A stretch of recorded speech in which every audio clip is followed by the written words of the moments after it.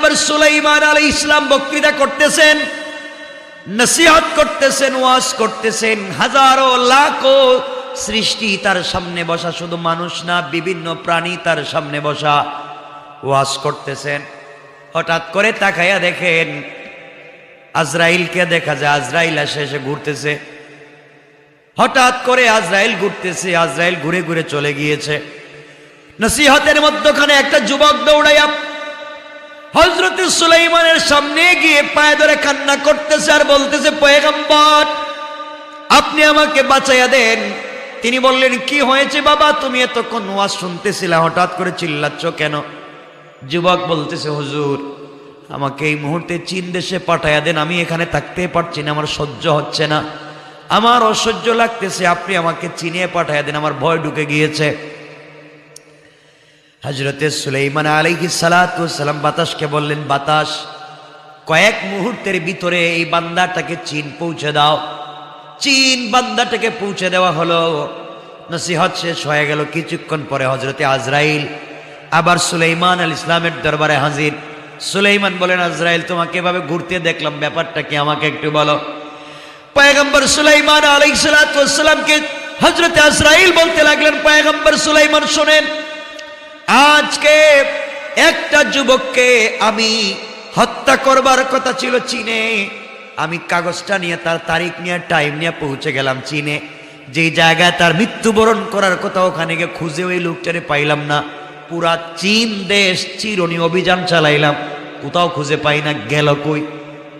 যেই লোকটার মৌত আমার কাগজে লেখা চায়নায়, ওরে তো পুরা চায়না খুঁজে পাই না, গেল কোথায়?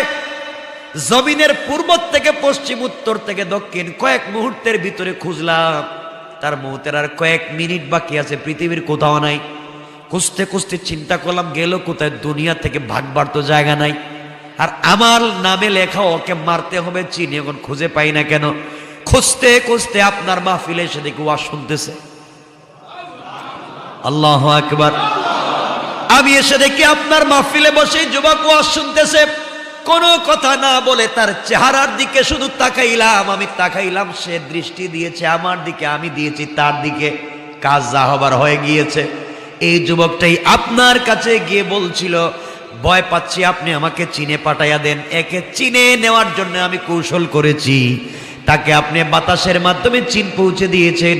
বাতাস পৌঁছে যাওয়ার আগে আমি ওখানে পৌঁছে গিয়েছি, তার জান কবজ করে পাঠাইয়া দিয়া এখন আমি আপনার দরবারে আবার হাজির হয়ে গিয়েছি।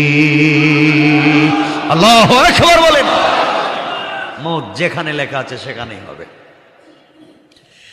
এজন্য কথাটা ভালো করে বুঝবেন।